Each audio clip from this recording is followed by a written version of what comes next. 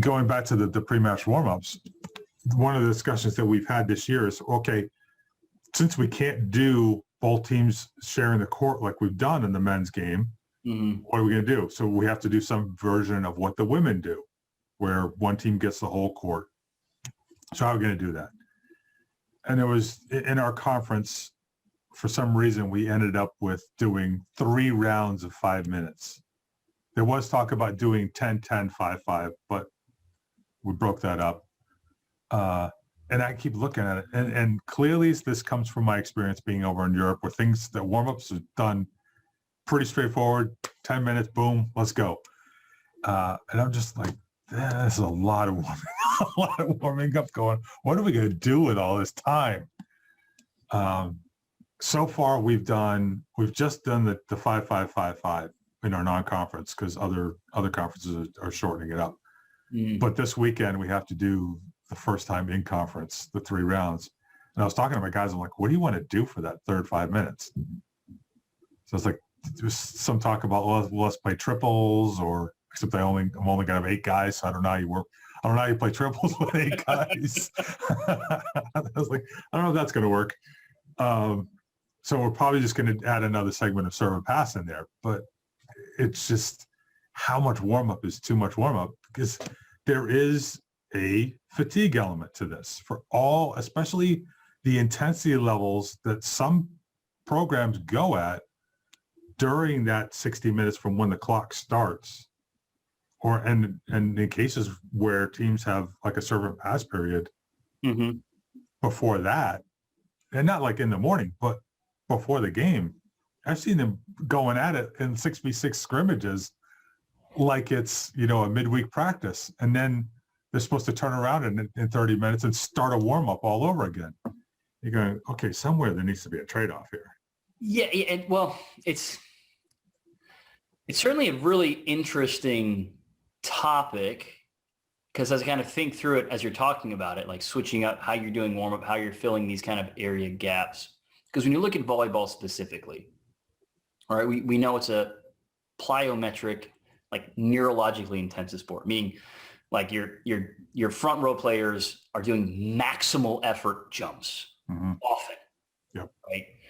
So it's not a cardiovascularly intense sport compared to so many others, right? When you look at you can't really look at it this way, but when you sit there, and I always think it's funny to do this, but you look at your outside hitters, Division I, and your average set duration, it comes out to about a jump a minute. Okay. Which sounds weird, right? Obviously, you can't look at it that way, because within the rally itself, you'll have anywhere from 3 to 5 jumps within a 10 to 15 second time frame. Right. But then you have rest.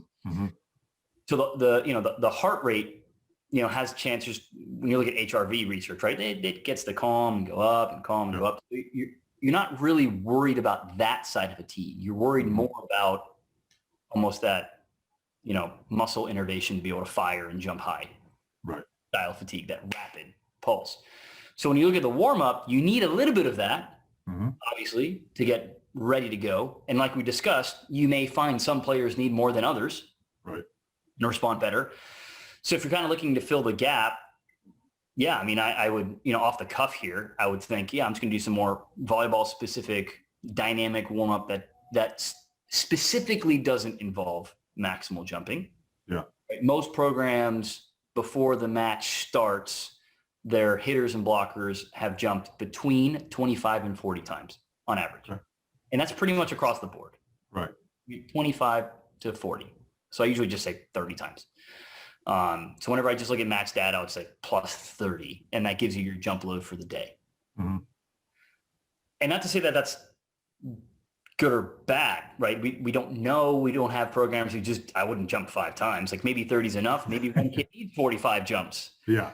One kid needs to do some hip work, because the right hip's always tight, and we're not going to sit here and just do a lot of static stretching, but some dynamic movement. Yep. But it's interesting. If you get like 5 sections of 5, what's the it's three rotations of 5. 3 sections of 5, and what's so 3 rotations of 5? What's the rest in between? It's 5 alternating 5. So we're not allowed to pepper anything on the outside of the court. So basically you do your 5 minutes, you sit or stand or whatever, or meet. The other team's on for 5. 5 minutes. And then you're back, and then you're off, and then you're back, and you're off. 5 back on. Interesting. I mean, you can obviously you can make it work. So you have 15 minutes there. I always just like to look at rest. But again, the rest piece, as we're talking through it, because it's not what I would put as the upper echelon of cardiovascularly intense sports, more about just keeping movement, increasing range of motion, and going and stimulating the central nervous system so that they're primed to jump their highest right away. Yeah. Right. And I guess if that helps, that would be the angle at which I would design, my warm-ups, regardless of the scenario that we're put in. Right. And because the other side of it is, all right, what does the athlete need to do mentally to feel prepared? Because some guys are going to want to swing more. A couple of swings, they're going to enough for them to get themselves loosened up. They're fine. They don't need any more. I've heard stories of players who needed precisely this number of repetitions, because that's how they are. Somewhere along the way, they got into a pattern, and they're not going to break that pattern no matter what. Others are much more laid back. Hey, if I get a couple of good swings, I'm good to go. That's all I need. Let's get into it. You always look at monotony in training periodization throughout the week. You might have your pattern that works, but it's always good to switch those patterns up. What the research has shown you don't want to switch up, if you know it works, is someone's warm-up prep. Yeah. It's like if you find something that works, like sure, there's going to be an experimental phase, right? It's like, all right, well, let's try this and see how you adapt. And hopefully you have the data to be able to see like, yeah, that worked well. Let's try that again. But that's age old, right? You look at any sports, to me, it's no different from the guys who wouldn't wash their socks if they won a game. It's just getting into that mental state. And again, I'll go back to my experience with Olympic lifting, because it's the same thing with all sports, but Olympic lifting is it's all about the process you run your body through, because you're trying to move an incredibly large mass over your head. Right. So it's all about sequence of events. Now you can argue every sport is about sequence of events, right? It's just different sequences depending on what you're trying to do. Yep. But to that point, with any of especially my serious lifters, we would go through a very specific breakdown protocol of those movements to make sure that every freaking joint is ready to go. And in doing so repeatedly, mentally, they're ready. Like, I know what I'm about to do up here, and the nerves running through my body are primed and ready to go. There's no difference there in volleyball. It circles right back to one of the first things you talked about, which is that's why you take that crap seriously at all levels and warm up with commitment and certainty. Again, even if you're not doing the world's best warm up, at least focus and take it seriously, because that's your body taking seriously what is about to happen. Yep. Very hard to quantify how that translates. But those of us who've been, in the business long enough know that, getting serious about it, not to say you can't have fun, but being serious about the movement will not hurt your performance come match time. But not being serious will not help it. There you go. Actually, and this is just kind of goes back to the whole stretching thing and what you were talking about with the sprinters. I had a guy on my team when I was at Exeter. If I remember correctly, he was Taiwanese. He would come to practice a half hour ahead of time to stretch. I'd see him over on the ground just doing like hurdler stretches for long periods of time. Like, what are you doing? Oh, getting ready for practice. And at one point I told him, I was like, listen, there is such thing as decreasing performance by stretching. He's like, oh, I didn't know that. So I taught him something new. That's me with the shoulders anytime I work out, but those are extreme circumstances. And I'm gonna do a super name drop here. Usually Okay. when I name drop, it's someone most people haven't heard of, some researcher somewhere. But I did have the opportunity a couple years back to spend a few days working with Carl Lewis. All right. And one of the cooler moments of my kind of sports career, and again, I've gotten to work with some, NBA teams and some big time athletes, but I got to spend it like running and racing and jumping against a 56-year-old Carl Lewis. Guy's still incredible. And It just doesn't go away, does it? if you want movement efficiency, like I literally was able to quantify the fact that he was absurdly efficient still. Yeah. But it was great because we're sitting there and, we're getting ready. I'm not a spring chicken either. So I'm warming up. I'm not going to start sprinting with Carl Lewis without getting my muscles warm. And one of the first things he says, yeah, I'm going to go. I think he said something like, just going to go a few minutes. Never stretch too much before I run. Don't want to decrease my speed.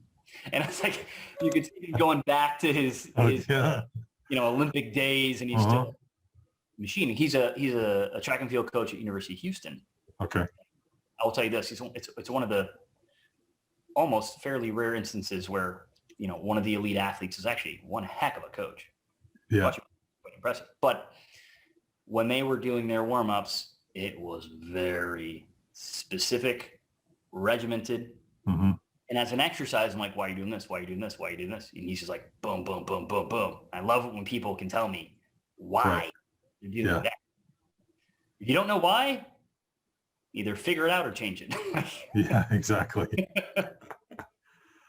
Just out of curiosity, any new findings or observations from this spring women's volleyball season and all of that that's going on with that? It's been tough, John. It's been tough for me to, kind of like I said before, kind of put my thumb on things. Mm-hmm. I love being able to find these connections, but the strong majority of what I've been doing with my team, and with some teams almost on a daily basis, is actually just helping programs design their day-to-day jump loads by position. Yeah. One thing I've noticed is more and more coaches have really opened up to us and just to the concept of, okay, we've all learned more doesn't necessarily mean better. But how can we, this kind of information now has been out for, heck, including this year, almost 9 years now. Yep. Jump in general. And it's evolved a lot. So now it's been really cool to see programs start to get a lot more detailed in, all right, not only what is a low, high, medium load day, but when during the week should we be doing that low, high, medium day to make sure we are primed for game day. But this spring has been, I guess, pardon my French, completely effed up in that I've got, one program, for example, called me the other day. I'm like, all right, David, we've never done this before. We have a Saturday-Sunday match and then a Saturday-Sunday match. But now another team wants to make up in the middle of the week, Tuesday, Wednesday. Oof. And it was funny. And I straight up said, I was like, look, let's just think, because obviously this program, like so many, are like, this sounds insane. Like there's no feasible way in this sport for you to prepare your athletes for that. It's just not, they're not even ready. Right. How about Saturday, Sunday, one game Wednesday, Saturday, Sunday, because you have this week off. And so it's been neat to then say, all right, so how do we prep now? We're going to switch because Wednesdays usually are peak day because we usually do Friday, Saturdays. Mm-hmm. So Wednesday can still be our peak day that week. Our athletes are kind of used to that already, which is good. Right. Even though not to Saturday, Sunday. So we put a day off on Monday. Like it's been a juggling act for the programs. And it's been cool because I've been very involved with teams on it. Unfortunately, there have been some freak injuries as always, but for the most part, I would say most programs I've talked to have straight up said, we have not been nearly as damaged as we were afraid to be with, that one of the programs I talked to has been shut down 6 separate times. Wow. How do you get any semblance of like load development? I think 3 or 4 of them was in the fall and then 2 or 3 of them were in the spring. And it's just like, right. Yeah, that's, I can't, Yeah, right. So it's like, Steve, what do you think? I'm like, I'm literally telling you what I think, because there's no data on anything yeah, like this. so we'll literally talk through it. It's like, what if we do a high day here? It's like, well, here's why I think we should do it here. Let's talk through it. And here's why. Okay, that makes sense. That's the best you can do. Yeah. When you're in this kind of scenario. So I think that, and then the other piece that we talked about a little more was I've had more conversations and more programs. Not that this isn't always done, but it appears they're just looking more specifically at when are we doing what in practice? Sure. That we can get the most out of what it is we're trying to accomplish. Yep. Because, there's been instances where, they'll tag their match data and then they'll tag their kind of 6v6 data. And that's a really cool way of saying, like, all right, in our 6v6, are we getting that match intensity in those match numbers? Mm-hmm. And in a lot of cases you are. And in some cases you're like, we're not. Well, I talked to one team in particular, like, David, we're never getting our match numbers in our 6v6. Yeah. The question was, when are you running your 6v6 in practice? Well, most of the time you're running it, I think, at the end of practice, yeah. Like an hour and 40 minutes into practice. Okay, if you're trying to work them in a fatigue state, okay, I can't tell a program, don't do that. Obviously you want to be able to work them in fatigue, see how they feel, see how they communicate. Okay, I get it. But if you're trying to compare it to a match, I recommend starting practice like you're starting a game. Right. Do your game prep. Yep. Run through your 6v6, see what you need to work on it. And then, then the fatigue will start to set in, but you'll have had time to get that 6v6 in. They're primed, work on the skills, they're primed, they will learn, and then we can move on to other things. Yeah. So yeah, I think a lot of coaches would even experienced coaches would argue this has been like last fall when they're like, we're not playing.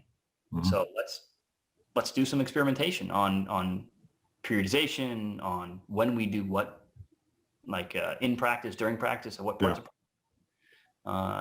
really be able to teach. Yeah, if you got the capability of getting measurements, then the sky's the limit. As long as you're not stupid with your analysis. Yeah. We're talking about a lot of these things. Obviously, I mean, we have a lot of programs have access to one of our systems or another, but it kind of goes without saying. It obviously is very helpful when you're able to objectively say, yeah, you know what? Doing our weekly periodization this week, our last 2 weekends were our best 2 weekends. Right. We jumped our best, and hopefully we also played our best. When those two things overlap, we're the happiest. Yeah. Like, oh, those are a great jump match. It's like, really? Because we sucked. Well, you jumped on it. But when those things overlap, obviously the value is incalculable, where you can say, all right, we have a kind of a pattern that works. Mm-hmm. We should still tweak it a little bit from here and there just to, continue to get adaptation from the athlete's body. But once you kind of know what works, then let's face it, that's the difference between especially these evenly matched teams. It's like, optimized to go, they might dominate a team that they otherwise shouldn't dominate. So. Yeah, one of the challenges for me has been, like I said, I've got 9 guys total. Very rarely do I actually have 9 guys in training. And right now, I don't even have 9 guys for matches, because I have one guy who missed his once a month COVID test, because we have to test 25% of the roster each week on a rotating basis. Well, he missed his, so automatic mandatory out for a week. So he missed 2 matches, which forced lineup changes. So he wasn't in practice. This day, this guy can't work. This day, this guy's got to go to a wedding, whatever. So I'm normally practicing 7 or 8 guys at a time, which obviously means nothing that even comes remotely close to 6v6. 3.5, 3.5. Yeah, it's like, okay, can I find ways of constraining the court and creating scenarios? But you do worry about the conditioning side of it a bit. It's like, I can't get the match intensity there with this sort of stuff. So, can I increase the pace here that maybe gets that a little bit, stretch something out a little bit longer than you might do to get it a little bit there? But I have to imagine there's a lot of people going through. Oh no, I'm really that sort of glad you brought situation that right now. This is another one of, it's actually a very recent conversation. So we're another one of our clients. They're hyper constrained with the times at which they can train. Mm-hmm. And I had a call with their coaching staff, and I've helped them. I've given them some numbers, some recommendations. And this is one of the times where and this is rare coming from me, I was like, you guys need to get your numbers up. Like, they're too low, in that I worry come game day, because you right. The game should theoretically be a spike, but not like the biggest spike every week is your game. Yeah. And when I pulled a trend report on them, it was comical. I'm like, all right, I'm not looking at your website schedule, but you had a game on this date, this date, this date, this date, this date. They're like, yep. I'm like, I see it. It's like, and I'm like, so what's been the plan? And she goes, David, it's not about the plan. It's that we have these crazy time constraints because there's so many sports going on, and we have access to the court at this time. Yeah. And I said, look, you're getting jumps in. You're not getting 30, 40. I mean, you're still getting, 60s and 70s. But the problem is, like, those are like your high days. Yeah. And then look, this match, this one of your kids had 153 jumps. It's like practically double anything she'd ever done. Right. And it's not ideal. But what we saw there with them, to your point, was on every one of their back-to-back days, there was a very statistically significant difference on their average high, right? So we're looking at the top 25th percentile of their high jumps. Yep. Where we're talking like, game one, their outsides are between, let's say 22.4 inches. And then next day they're at 20.8. Yeah. Like, it was like a precipitous decline. Like almost after set one on the second day, we just, it's like, and it's interesting because the coach says, like, David, I see it. So you telling me that isn't surprising, because I put a report together. I said, look, you're day two. You guys you're not there. So again, when we talk about conditioning for the sport, it's not like they're huffing and puffing, but neurologically, it's not there. They haven't built that. So the answer to that, one of the ways that I believe will work well, some programs have done this. A friend of mine, Shane White of University of Waterloo in Canada, he was one of the first person to introduce me to this very specific concept a few years ago, where he said, look, one of the things they found that worked the best for them to practice more efficiently, like with the time they had and the jumps they had, was, and I'm going to get some of these numbers wrong. You might actually know these numbers offhand, but it goes back to that specificity where it's like, we knew that per rotation, our middles jumped X amount during X amount of time. Sure. I won't get the numbers wrong if I just use X. See there that? You go. Exactly. See. So what we started doing is, all right, we're going to jump X amount of times with, X minus 20% of rest. So we're going to, cut down the rest they'd get in the game just to up the interval intensity a bit more. Yep. And we also told our guys in this particular case, because guys, today you have this many jumps. Now, of course, as coaches, he'll fluctuate, but he wants the athletes to know you have this many jumps. And what does that do? They use those jumps. He's like, don't waste them. Yeah, they don't want to waste them. Yep. Don't waste it. And for him, when he said, he's like, David, I just felt it made them focus more, but we loved it and we saw it translate onto the court because it was sport specific, but we worked through the skill and we were literally matching game intensity, times X. Sure. And that's something, again, you will need some data to do it, but it's not that hard to do.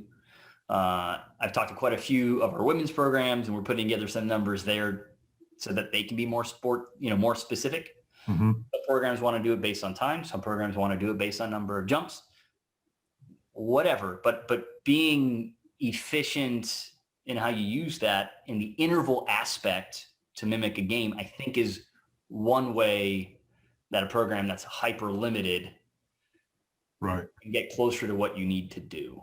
Yeah. Yeah, for sure. Takes a little bit of creativity. Yep. I think a lot of coaches are learning that right now. Let's be honest. When we had was it University of San Diego coach? I think it was Jen Petrie was talking about having to play 8 matches with only 8 players over a couple of week period because half her team was on COVID protocol. And the other had to, well, okay, these are the players we got. Let's go play. We gotta get these matches in. So, yeah. No, hopefully she, figures something out super unique with that she can take into the fall with the full team. Yeah, and it will be interesting. And you talked a lot about how programs have been good about bringing athletes back up. And it's been a real focus. Throughout the whole NCAA, I can't speak to other organizations, but there are specific return to play protocols in place. Like in our case, when we started training this fall, this semester, we could only go for the first week every other day. And then for the next 2 weeks, it was 5 days a week. And then, okay, after that, you can do your normal 6 days a week, 1 day off sort of situation. So you wonder how much of that sticks when we get back to an unrestricted sort of situation. I remember a number of clients, like I guess this was at the end of summer last year. Mm-hmm. They had reached out about, all right, we're having a meeting, with the board, the ABCA, and we're trying to present something to the NCAA for return to play. So they kind of asked what my thoughts would be in an ideal situation. And I was like, well, look, we'd love to have a bare minimum of 5 weeks on the court before you have to have a game to try to ramp them up. If we could have 8 weeks, sure. And this is something that I talked to Dr. McDonald about too. It's like 8 weeks, even if the first 3 weeks are with strength staff, if we can get more with strength, that'd be great because they're the ones really helping build that tendon capacity. Yep. But that, would be really, really helpful because when you look at normal fall, the team loads, see if I can do this without my hand going to my background, but team loads start highest because of camp and then just decline throughout the year, as opposed to kind of starting here and building so they can ramp the athlete up. Everyone's talking about athlete ramp up now because of COVID. Right. It's like always be doing this to start. it's unfortunate that this caused something that should have been happening anyway to finally happen. So hopefully they're just given, my wish would be for, men's and women's volleyball that you're just given a little more time on court. Like I think the NCAA is hopefully starting to shift away from like more playing time equals more injury risks. Like, well, not if done properly, more playing time equals more development and preparation for the season. Mm-hmm. And so just adding a couple weeks where it can be like spring or it's limited, like you said, like they can even kind of hold coaches' hands a little bit and say, here's the amount of hours you get. Yep. So it would allow you to start them at, their 40 to 60 jump range and then grow roughly 8-10% week over week. Yeah. And at least then, from a scientific data-driven perspective, you're being the best steward of your athletes as you can. Yeah. The unfortunate thing is things are kind of inverted in terms of the teams that probably have the most physically prepared athletes have the longest preseasons. Mm-hmm. That's Division I. Here down in Division III, you get like, I don't know if I forget exactly what the count back is from your first available date of competition. And it ends up you getting like a week and a half. The way it works out, you're going, what? I was speaking with another coach about that when he was telling me about this a couple of years ago. He was educating me on the Division III schedule. Mm-hmm. He's like, so what do you think? I'm like, it's not optimal. Yeah, not optimal. I hope and pray your athletes are able to get some kind of conditioning in before they show up on the court. Yeah. For a few weeks at least. Right. It does pay dividends if they're able to. Yeah. But yeah, hopefully, again, we hope this educates a lot of not just coaches, but administrators to say, here are changes we can make that aren't that complex. And I get it. I get those with especially smaller schools. There's the budgetary issues, bringing kids back earlier. I understand. Yeah. I'm very thankful I don't have to find a solution for them. No kidding. But, you also kind of weigh, you kind of also weigh those costs of, if we can statistically show a decrease in injury as a result of these changes, maybe that would help. Yeah. Can't hurt, that's for sure. Some research institution may be watching this. There you go. Start that up. That's right. I'm sure it'd be the source of multiple PhD theses. 100%.